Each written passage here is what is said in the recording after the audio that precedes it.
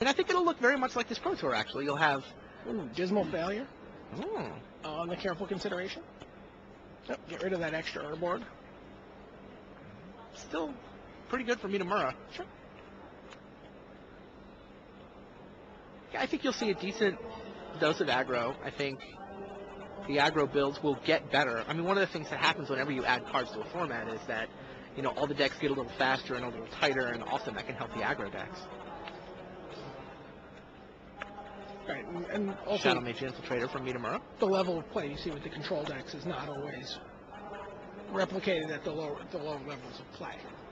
Yeah, it's fair. I mean, there's a lot of really tough decisions. Although I think the red-green decks will probably satisfy the need to get into the red zone and attack and burn things and Tendrils kill Shadow Mage Infiltrator. Blow up lands, all the things people love doing. Yeah, those red-green decks look like a lot of fun. I think you will see a lot of those too. Maybe even more than the White Lady. Yeah. Interesting card we had been talking about for the red-green deck was Etherweb. Okay. It's a sideboard card that lets you, your Wall of Roots can suddenly block Soltari Priest and kill it. Sure. Can block a Griffin-guided creature. Here comes the first face down creature for Mitamura. Okay, and here comes the first Wrath from Wafo-Tapa. What do we think? It's a little tight on his... Well, he got his careful consideration countered, and he's not been able to develop his mana basis effectively. Yep, there's Damnation. One face-down creature is good enough.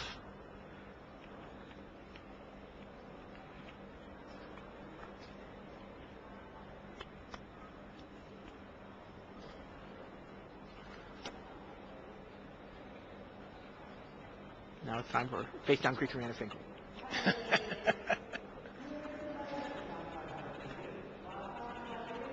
I mean, and the thing about playing one creature out is if he could play one creature out, have Wafo-Tapa try to Wrath, and then he can defend it with a counterspell. Right. Then he gets to untap and unmorph, potentially unmorph a Brine Elemental.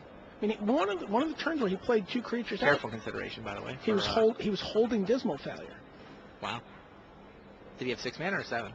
I thought he had 7, but I'd have to go back and look.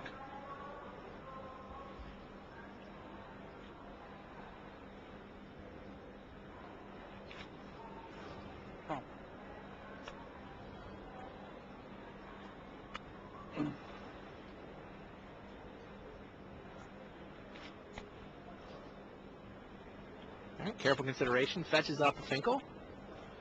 Mitamura has no real fear of tapping out. Yeah. Not a whole lot Wafo-Tapa can do to punish him. And there's that another Damnation.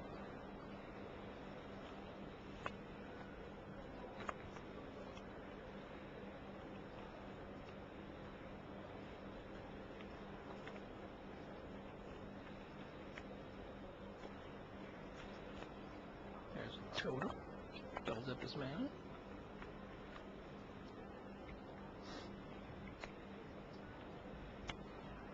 An Urza's Factory for Mitamura.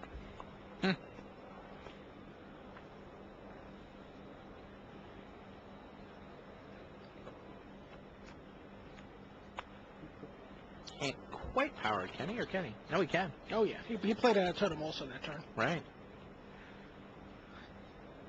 Meanwhile, Guillaume just came up with plan number 4.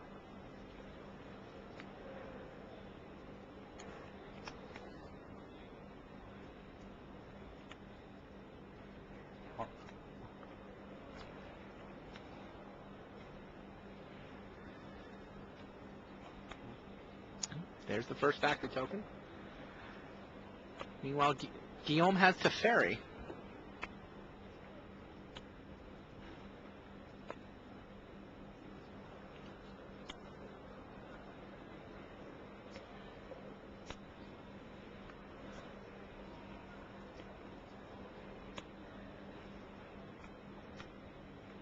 What just happened? Looks like it was canceled. Oh, Mitamura played a Damnation to get rid of the Teferi. And now he goes in with Phyrexian Negator Totem. Yeah, it's hard for me. Mitamura's graveyard is in his removed from screen zone.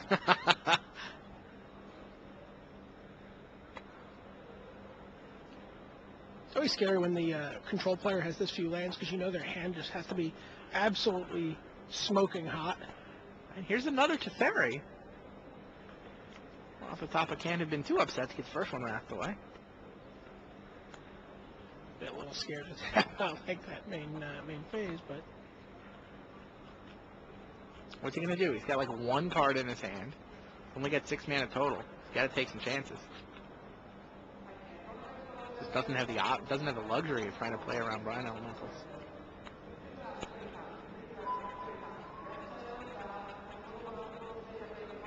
Send in the totem.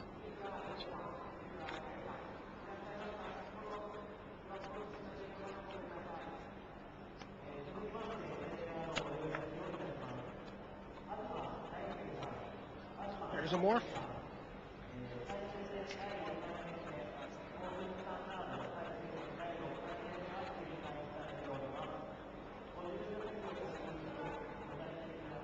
So Wafo-Tapa's got a mystical teachings, but he doesn't have a lot of mana.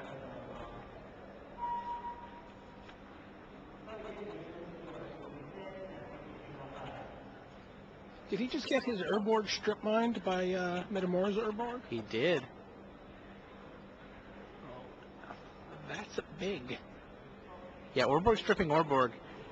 All of a sudden, Guillaume Wafo-Tapa's access to black mana is a storage land with no counters on it and a couple prismatic lenses. Which also is particularly rough because he's got sudden death in his hand.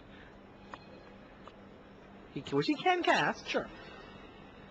But what he really wants to do is direct.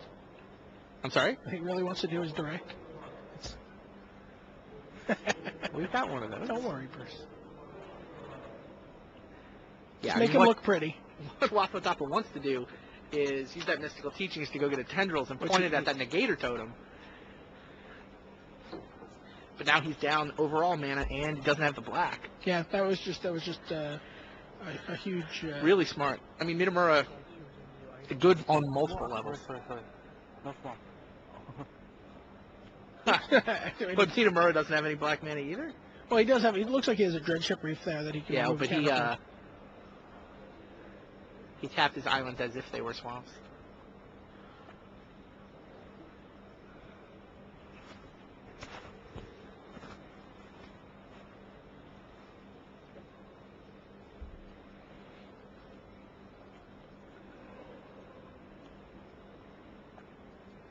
I guess he's trying to decide now whether or not he wants to remove a counter and activate it. Or if he wants to store up those counters for a big morph turn when he draws into it. Right.